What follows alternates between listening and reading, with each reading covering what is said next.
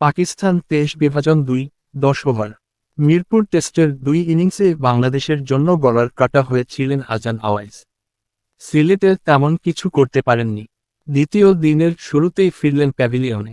ফেরার আগে 34 বলে 13 রান আসে তার ব্যাটে। অ্যারাউন্ড দ্য উইকেটে বলটা করেছিলেন তাসকিন আহমেদ। একটু দেরিতে সুইং হয়েছিল, তাতে বিভ্রান্ত হয়ে ব্যাট চালান আজান আওয়াইস। তাতে ইনসাইড এজ হয়ে বল শট লেগে যায়। সেখানে থাকা মমিনুল হক সহজ ক্যাচ তালুবন্দি করে তাকে ফেরান প্যাভিলিয়নে। ওপেনার আবদুল্লাহ ফজলুকে প্যাভিলিয়নে ফিরিয়েছেন তাসকিন আহমেদ। দারুণ লেন্থর ডেলিভারিতে বিভ্রান্ত হয়েছেন এই ওপেনার। বল জাস্ট ব্যাট ছুঁয়ে সরাসরি উইকেটের পেছনে থাকা লিটন দাসের হাতে জমা হয়েছে। ফেরার আগে আবদুল্লাহ ফজলের ব্যাটে এসেছে 21 বলে 9 রান।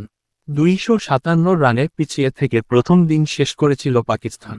দুই ওপেনার আজাইন আওয়াইস ও আবদুল্লাহ ফজল দিন শুরু করেছিলেন বেশ সাবধানে।